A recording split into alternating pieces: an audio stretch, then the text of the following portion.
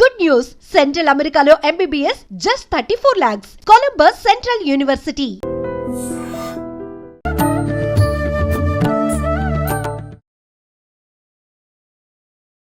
నమస్కారం, welcome to I dream. ధర్మ మార్గం విత్ విజిత కార్యక్రమానికి స్వాగతం. ప్రస్తుతం మనతో పాటు ఉన్నారు మహాబగల్ అఘోరా తంత్రి వెనంపల్లి నిశాంత్ శర్మ గారు. ఇప్పుడు వారితో మాట్లాడి మరిన్ని విషయాలు తెలుసుకునే ప్రయత్నం చేద్దాం. నమస్తే అండి. మహాదేవ. మనకు సాధారణంగా ఈ మధ్య కాలంలో మనం ఎక్కువగా చూస్తున్నాము, ఎవరైనా కొంచెం ఫేమస్ అవుతున్నారు అని అంటే, ఏదైనా కొంచెం ఎక్కువగా కనిపిస్తున్నారు అని అంటే వాళ్ళు ఎక్కువగా హైలైట్ అయిపోతున్నారు. తెలియకుండా సోషల్ మీడియాలో ఎక్కువ హైలైట్ చేస్తున్నారు. ఇది మానవుల వరకు పరిమితం అయితే ఓకే, కానీ దేవుళ్ళ విషయంలో కూడా ఈ మధ్య కాలంలో ఇలానే జరుగుతుందండి. అయితే వారాహి అమ్మవారు మీకు అర్థమైపోయే ఉంటుంది నేను చెప్పకుండానే. అంటే కొంతమంది పేరు ఏదైనా అమ్మవారి పేరు కానీ స్వామివారి పేరు కానీ తీయటం వల్ల, లేదు ఒక దగ్గర మొక్కుకుంటే బాగా కోరిక నెరవేరుతుందని చెప్పటం వల్ల అలా దేవతలు కూడా ఎక్కువగా మన ముందుకు రావటం అనేది జరుగుతుంది. వాళ్ళ మహిమల గురించి తెలుసుకోవడం అనేది జరుగుతుంది. కానీ మన పురాణాల నుంచి తీసుకున్న, శాస్త్రాల నుంచి తీసుకున్న వారాహి అమ్మవారు కూడా లలితా అమ్మవారి పరివార దేవతగా ఉన్నారు అని చెప్పి మనకు తెలుస్తోంది. అసలు ఏంటి, ఎందుకని అమ్మవారు గుప్తంగా ఉన్నారు ఇన్ని రోజులుగా, ఇప్పుడే ఎందుకు ప్రచారంలోకి వచ్చారు? ఇప్పుడు మనకు ఎలాగో ఆషాఢ మాసం రాబోతుంది, ఆషాఢ మాస ప్రారంభ దశల్లోనే వారాహి నవరాత్రులు కూడా రాబోతున్నాయి. అసలు నిజంగా ఈ అమ్మవారిని ఆరాధించకూడదు అని కొంతమంది చెప్తున్నారు, లేదు ఆరాధించవచ్చు అని కొంతమంది చెప్తున్నారు. అసలు ఏంటండి ఆ విశేషాలన్నీ కూడా సవివరంగా వివరించండి. సంతోషం తల్లి. ఇందాకే మీరు ఒక మాట అన్నారు, గుప్తంగా అని. అవును. గుప్తా అంటే అర్థమే రహస్యము తల్లి. గుప్తా అనే వాటి అర్థాలే రహస్యం. ఎందుకనంటే భూమిలో కొన్ని ఉంటాయి, వాటిని కూడా మనం గుప్త నిధులు అని అంటాం. అంటే రహస్యంగా ఉండేది ఏదైనా గుప్త నవరాత్రులు, గుప్త నిధులు, గుప్త వారులు, గుప్త యోగులు, అలా ఉంటుంది వాటి తత్వాల పేర్లు. కాకపోతే చాలామంది ఇప్పుడు చెయ్యకూడదు అని చెప్పేసేసని కొంతమంది చెయ్యాలని అంటున్నారు. కానీ శాస్త్ర విధి అయితే ఒకటి ఉంది తల్లి. మీకు తెలిసి సంవత్సరంలో ఎన్ని నవరాత్రులు వస్తాయి? 4. ఏమేమిటివి? వసంత నవరాత్రులు, శరన్నవరాత్రులు, ఇంకా 2 అయితే అంత వాడుకలో లేవు. ఇప్పుడు కొత్తగా మనం వారాహి వింటున్నాము అంతే. వాడుకల్లో లేకపోవడం కాదు తల్లి, ఇది ఏంటంటే పూర్వము నుంచి ఉన్నాయి. కాకపోతే ఏంటి అని అంటే, వాస్తవానికి సోషల్ మీడియా ద్వారా కొంతమంది సెలబ్రిటీస్ వల్ల ఇవి బయటకు వచ్చాయి. ఇవి గుప్తంగా ఉండేటివి ఎప్పటికీ. కాకపోతే వారాహి నవరాత్రుల్లో కేవలం వారాహి కాకుండా ఇంకో నవరాత్రులు కూడా జరుగుతాయి. అవి తెలుసా మీకు? ఈ నవరాత్రుల్లో ఇంకో దేవి నవరాత్రులు కూడా వస్తాయి. ఎవరండి? శాకాంబరి నవరాత్రులు అంటారు. విన్నారా మీరు ఎప్పుడైనా? శాకాంబరి ఉత్సవాలు అనే పేరు విన్నారా? విన్నా. ఎన్నో ఆలయాలలో శాకాంబరి ఉత్సవాలు అనేటువంటివి చేస్తారు. ఓకే, అసలు ఎవరు ఈ శాకాంబరి? శాకాంబరి కూడా కూష్పాండ దేవతాధికి అధిపతి. అంటే గుమ్మడికాయలను అంటాం మనం. కాకపోతే వాటిని కూడా అమ్మవారి సత్స్వరూపాలు. ఇది కూడా ఏంటి అంటే, పార్వతీదేవి కృతత్వ రూపంలో ఉన్నప్పుడు శాకాంబరి అవతారం ఎత్తింది. మనం మొదలు వసంత నవరాత్రులు ఎందుకు చేస్తాము? లలిత, షోడశి, వనదుర్గికి చేయాల్సింది వసంత నవరాత్రుల్లో ఆచరించే విధి తత్వం. రెండవది ఆషాఢ మాసంలో శాకాంబరి దేవి. శాకాంబరి అంటే ఎవరు? పాడి పంటలు వాటికి అధిమూల దేవత. ఎందుకంటే శాఖం ఉంటేనే అందరూ నాన్ వెజ్లో తినేటి వాళ్ళు లేరు కదా. శాఖలు అందరూ నాన్ వెజ్ అనుకుంటారు, కానీ ప్రతి ఒక్క శాఖములో కూరగాయలలో ఒక్కొక్కరికి ఎన్నో కావాల్సినటువంటి ఏమంటారు వాటిని ఇంగ్లీష్లో మీరు, సి విటమిన్స్ ఉంటాయి కదా, మనకు కావాల్సిన పోషకాలు అనేటువంటివి మనకు అందింపజేస్తారు. కూరగాయల్లో అంతటి పోషకాలు కూడా మనకు ఉంటాయి, అవునా? అందుకోసము శాకాంబరి ఉత్సవాలు చేసేది రాత్రి కాలంలో తంత్రము నేర్చుకున్న వాళ్ళు, తంత్ర విధిలో ఉండేటువంటి వారు వారాహి నవరాత్రులు ఇప్పటి నుంచి కాదు, మన పూర్వీకుల నుంచి కూడా ఆచరింప చేయడానికి వస్తూ ఉన్నారు. కాకపోతే మీరు విన్నారో వినలేదో, పూర్వము కాశీ క్షేత్రంలో కిరాతక వారాహి ఆలయం బయటపడ్డది. ఆలయం బయటపడ్డంత వరకు ఎవరికీ తెలియదు వారాహి ఆలయం కాశీ క్షేత్రంలో ఉంది అని. అంటే ఇప్పుడు అక్కడ క్షేత్రపాలికగా ఉన్న ఆలయం క్షేత్రపాలిక బయట కనిపించే రూపం వేరు, అసలైన రూపము లోపల గుహల్లో కిరాతక రూపంలో ఉంటుంది. అసలైన విగ్రహము అది ఎవరికి దర్శనం ఇవ్వదు. పొరపాటున దర్శించుకున్న ఆ మనిషి ఎలా తయారవుతాడో కూడా తెలియదు. ఓకే. ఇంకో విషయం చెప్తున్నా, వారాహి నవరాత్రులు ఆచరించే వాళ్ళు ఎవరైనా సరే ఆచరించాలంటే సంవత్సరానికి వచ్చే 4 ఆచరించాలి. ఏది? వసంతము, ఆషాఢము, శరన్నవరాత్రులు, మాఘమాసంలో వచ్చే శ్యామలాదేవి నవరాత్రులు. ఈ 4 ఆచరించిన వారికి సంపూర్ణమైన యోగ్యత అనేది ఇస్తుంది. కాకపోతే ఇంకొకటి, ఈ నవరాత్రులు ఆచరించేటప్పుడు 5 విధానాలు ఉన్నాయి తల్లి. ఏంటండి? మనకు వేదమే చెప్పింది, సత్యవా ఏతే మహాయజ్ఞ సతతి ప్రతాయంతే సతతి సంతిష్టంతి. దేవయజ్ఞం, పితృయజ్ఞం, బ్రహ్మయజ్ఞం, మనుష్యజ్ఞం, భూతయజ్ఞ.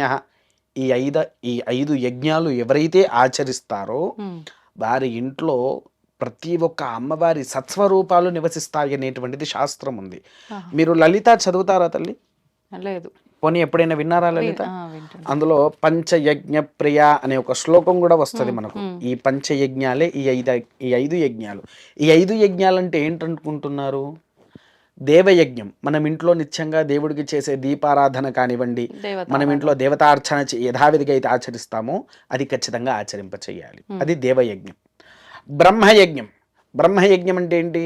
ఏ దేవాలయంలోనైనా సరే యజ్ఞయాధికాలు, మన ఇంట్లో అయినా చండీ హోమాలు కానివ్వండి, లేకపోతే శ్యామల హోమాలే కావచ్చు, వారాహి హోమాలే కావచ్చు, ఇలా ఏ హోమాలు వస్తాయో ఆ హోమాలు నిత్యంగా ఆచరించేది. మూడవది మనుష్యజ్ఞము. మనుష్యజ్ఞం అంటే మనుషుల్ని తీసుకుపోయి హోమంలో వేసేది కాదు తల్లి. మనకు వేదంలో దీనికి ఇంకో అర్థము ఉంది. అతిథి దేవో భవ. మనిషిని అతిథిలాగా చూసి స్వీకరించి కూర్చోపెట్టి వాడికి కావాల్సిన భోజన సదుపాయాలు చూసి వస్త్రాలు కూడా వారికి అర్పించాలి. మనుష్యజ్ఞము. విన్నారా? 4వది పితృయజ్ఞము.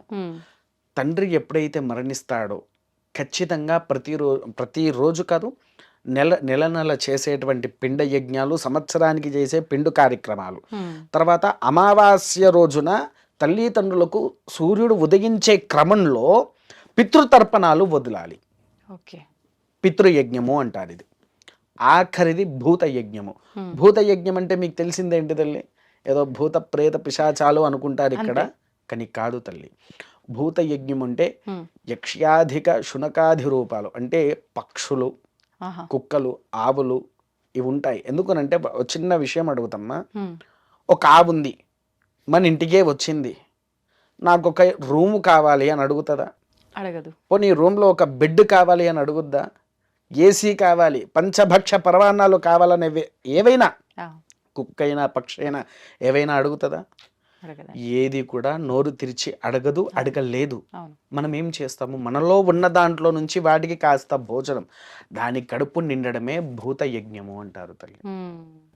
అంటే నోరు లేని జీవాలన్నింటికి, ప్రాణంతో ఉన్న జీవాలన్నింటికి మనం వాటికి కావలసిన సదుపాయాలు కదిలించాలి. అలా మనం వాటికి అప్పచెప్పినప్పుడు అవి ఎప్పుడైతే స్వీకరిస్తుందో ఆ స్వీకరించడం వలన మనలో ఉండేటువంటి కృత్సాధిక దోషాలు కూడా నివారణ అవుతాయి. అంటే అండి కృత్సాద్ అంటే హరిషడ్ వర్గాలు ఐడియా ఉందా తల్లి? కామ, క్రోధ, లోభ, మోహ, మధమాత్సర్య అనేటువంటి దోషాలు ఉంటాయి. అట్టి దోషాలు కూడా నివారణ అవుతాయి. Okay okay. అంటే తెలిసి తెలియక మనం ఇలాంటి ఏదో ఒకటి చేస్తూనే ఉంటాం.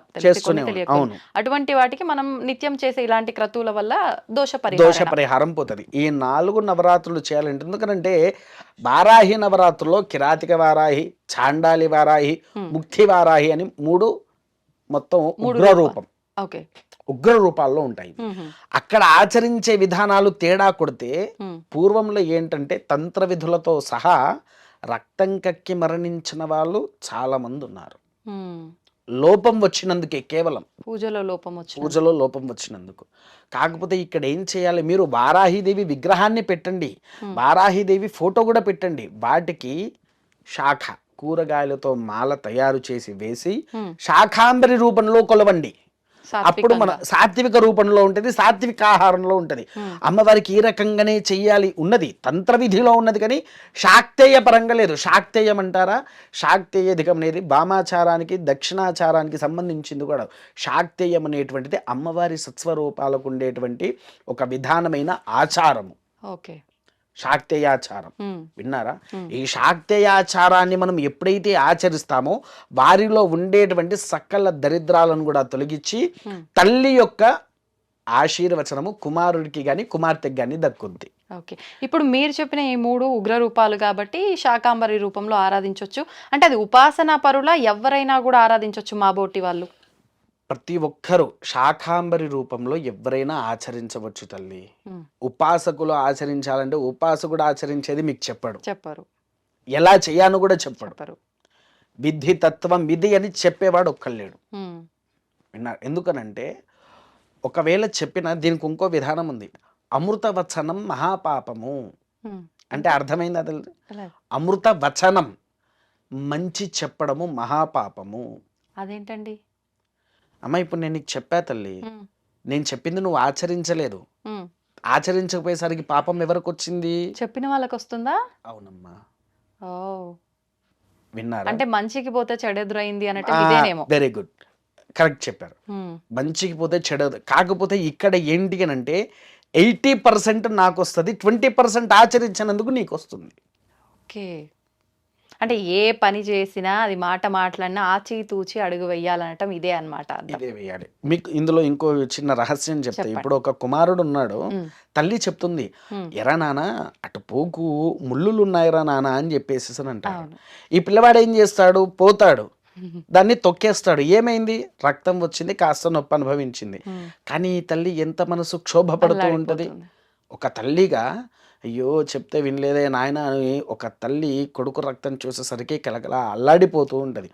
కానీ ఇక్కడ మనం చేసి చెయ్యక జరిగినటువంటిది కూడా ఆ తల్లి కూడా అక్కడే అల్లాడిపోతూ ఉంటుంది తల్లి. ఉమ్, ఎందుకనంటే తల్లి అనేటువంటి స్త్రీ రూపం ఏదైనా చల్లగా చూస్తుంది. తండ్రి అనేటువంటి వాడు 4 మాటలు మనల్ని శిక్షించినా ఏది అవును. చేసినా తల్లే. సర్లే. అవునా? మనకు దీంట్లో గణపతి ఎవరు? ఉమ్, మహానుభావుడు. అవును. గణపతీశ్వరుడు ఒక చిన్న స్లోగన్ చెప్పాడు తల్లి మీద. ఉమ్, ఏంటి అని అంటే, మాతా పితృ సదైయుక్తన్న దైవం పితృమర్చయేత్ సర్వతీర్థ ఫలజ్ఞేయం మాతా వందనతాం సదా అన్నారు. అవునా? ఉమ్, గణపతి ఎప్పుడు ఆ సిద్ధి బుద్ధి వివాహం చేసేటప్పుడు భూమండలాన్ని ఎవరైతే తిరిగి వస్తారో వారికి ప్రథమ పూజ్యుడైనటువంటి బిరుదు, రెండవది సిద్ధి బుద్ధితో వివాహం చేస్తాము అని అంటారు. ఆ, అలా వెళ్ళేటప్పుడు వాడికి ఏం చేయాలో గణపతికి అర్థం కాక ఉమ్, సుబ్రహ్మణ్యేశ్వరుడు వెళ్ళిపోతాడు. వెళ్ళిపోతారు. వెళ్ళిపోయేసరికి గణపతి అక్కడే ఉండేసేసి ఆలోచించి, ఎలకతో నేను అంత దూరం పోలేను, నేను కష్టపడుతూ ఉంటా, అవును. ఎలా అని ఆలోచించి అప్పుడు అన్నాడు, మాతా పితృ సదైయుక్తం, తల్లి తండ్రులే దేవుడితో సమానం. ఉమ్, నా దైవం పితృమర్చయేత్, Hmm. దేవుడికి దండం పెడుతూ తండ్రిని మర్చిపో మాకు.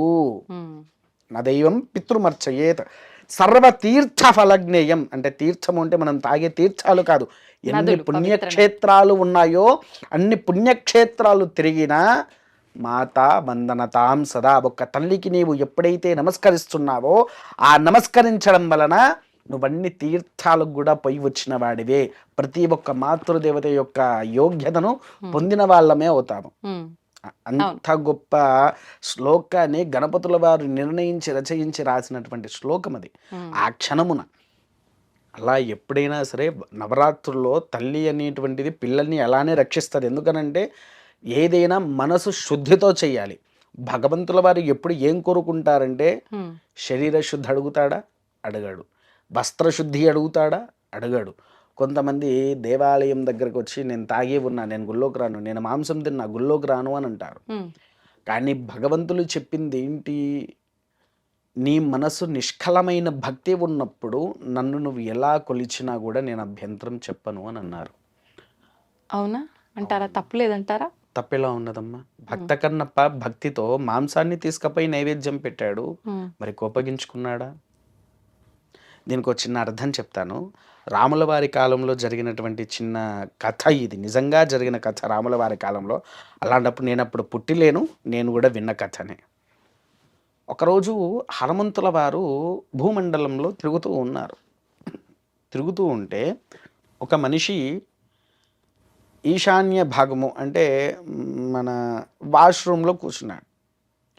రామ రామ రామ రామ అనుకుంటా అలా ఉంటూ ఉన్నాడు. అది చూసి హనుమంతునికి విపరీత కోపం వచ్చేసింది, విపరీతంగా ఉమ్, కోపం వచ్చేసరికి తన గద్దతో వెళ్ళేసేసి వాని పిచ్చ కొట్టుడు కొట్టేసి రాముల వాళ్ళ దగ్గరికి వెళ్ళి ఏం తెలవనట్టుగా నిల్చొని ఉంటాడు. ఉమ్, రాముల వారు అడుగుతారు, ఏం నాయనా వాడిని ఎందుకు కొట్టావు అని అడుగుతారు. ఉమ్, నేను వాణ్ణి కొట్టడం ఏంది స్వామి, నేను ఎవరిని కొట్టలేదు అని అన్నా. లేదు నువ్వు కొట్టావు, నిజమేంటో చెప్పండి. వాడు చేస్తున్నదే అశుద్ధమైన పని, అశుద్ధం చేసుకుంటూ వాడు నీ నామస్మరణ చేయడం ఎంతవరకు సమున్నత అని హనుమంతుల వారు అన్నాడు. అడుగుతారు. అప్పుడు రాముల వారు ఏమన్నారంటే, నాన్న భక్తి అనేది మనసులో నుంచి రావాలి, ఉమ్, శరీరం నుంచి వచ్చేది భక్తి కాదు. కొంతమంది ఎలా ఉన్నారంటే ఇప్పటి కలియుగంలో తల్లి, దేవుడి దగ్గరికి వెళ్ళి దేవుడా నాకు ఈ కోరిక ఉన్నది, ఇది తీరుస్తే నీకు నేను 1,00,000 రూపాయలు ఇస్తా, లేకపోతే బంగారు కళ్ళు ఇస్తా, బంగారు కిరీటం ఇస్తా, బిజినెస్ చేస్తున్నారు. బిజినెస్ దేవుడితో బిజినెస్.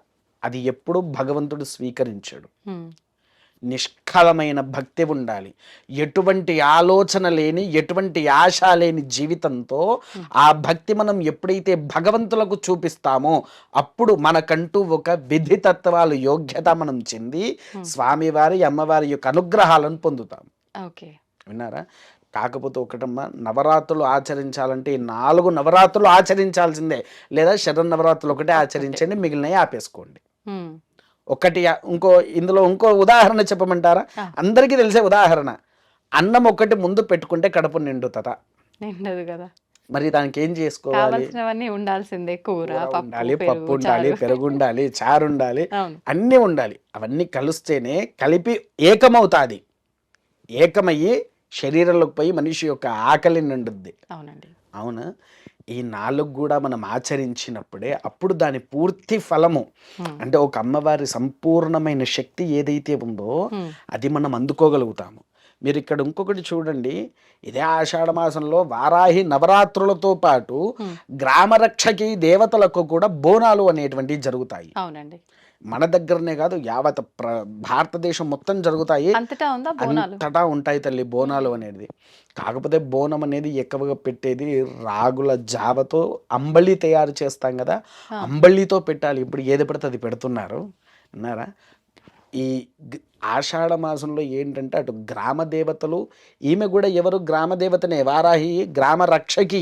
ఇందాక మనం కూడా కాశీ క్షేత్రంలో గ్రామ రక్షకి. మనకు మొత్తము గ్రామానికి ఎంతమంది రక్షకులు ఉమ్, మీకు తెలిసినంత వరకు ఏ గ్రామానికైనా 2 రక్షకులు ఉంటారు. ఆహా, ఒకరు రక్షకి అయితే ఒకడు రక్షకుడు.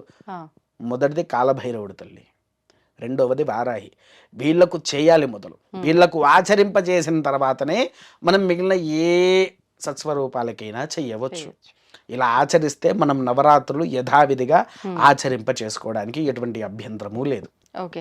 అంటే ఇప్పుడు ఒకవేళ ఈ 4 కూడా చేసుకోవచ్చు కాబట్టి, ఇప్పుడు ఇది కూడా చేసుకోవచ్చు. 4గిట్లో ఇదొకటి కాబట్టి, చెయ్యాలి అనుకున్న వాళ్ళు నియమాలేమైనా పాటించాలా? అంటే ఇప్పుడు వారాహి అనగానే సప్తమాతృకల్లో ఒకరు అని అంటారు, అష్టమాతృకల్లో ఒకరు అంటారు.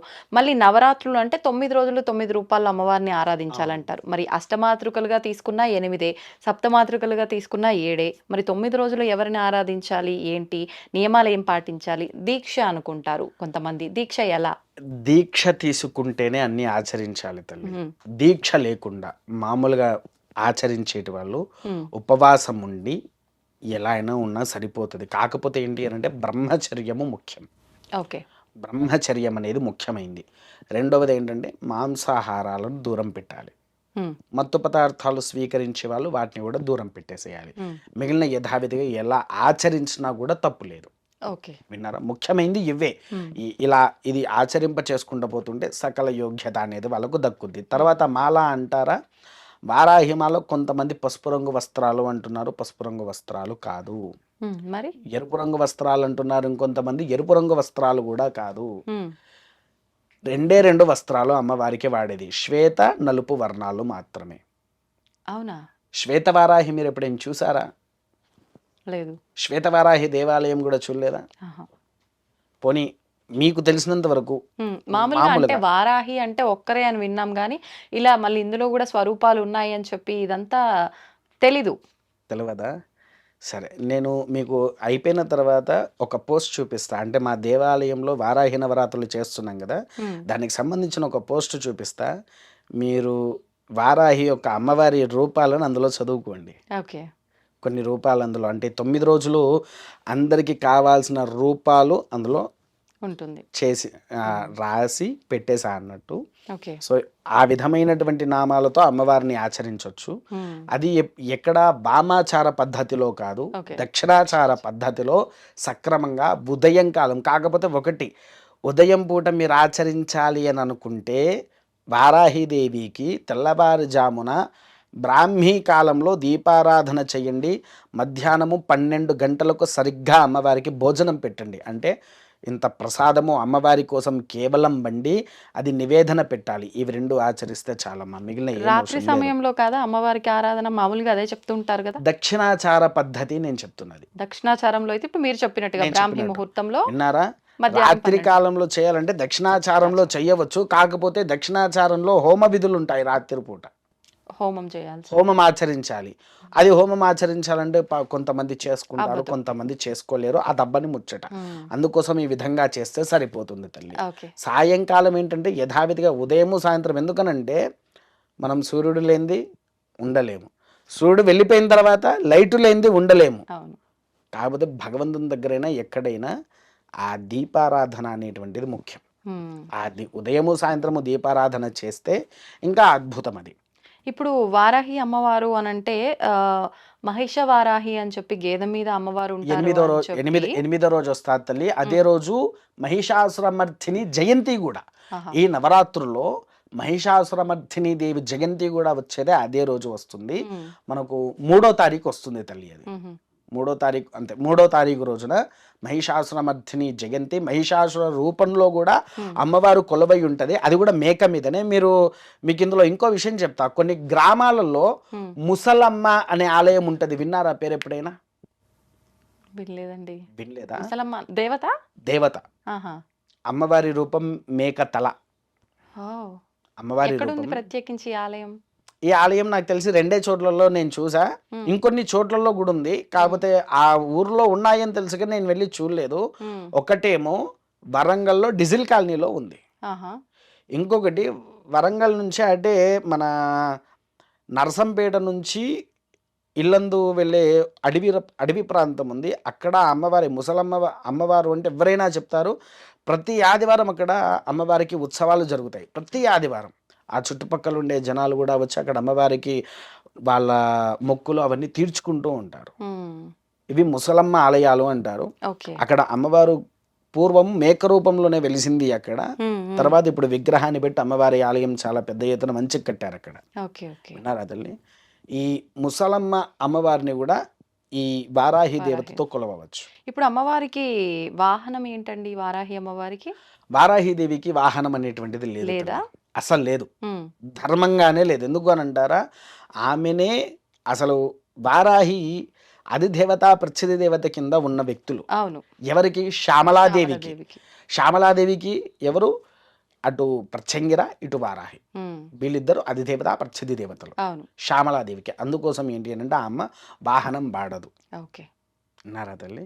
ఇది అమ్మవారికి మనం యథావిధిగా ఆచరిస్తే మనలో ఉండేటువంటి సంపూర్ణ శరీరత్వ దోషాలే కావచ్చు, క్షుద్ర ప్రయోగాలు కావచ్చు. ఇప్పుడు కలియుగంలో చాలా మందికి నరఘోషతో చాలా ఇబ్బందులు పడుతూ ఉన్నారు. అవును. అవి కూడా నివారణ అయ్యే అవకాశాలు చాలా మటుకు ఉన్నాయి తల్లి. సంతోషం అండి. చాలా మంచి విషయాలు, చాలా చక్కటి వివరణ ఇచ్చారు. ధన్యవాదాలు. మహాదేవ. దీన్ని తవ్వండి, తవ్వుతూనే శివలింగం. పరమాత్మకు జీవా సరే దాన్ని అట్లా కప్పేసేయండి, చూపించదండి. Krishna is there. మూర్తి పూజ కాదు, సాక్షాత్ బ్రజేంద్ర నందన భగవాన్ ఉన్నారు మూర్తిలో. ఏమీ ఆశించకుండా ఆరాధించే వాళ్ళు కూడా ఉన్నారా ప్రభుజీ? నిజమైన భక్తి అంటే మనకు తెలియదు కాబట్టి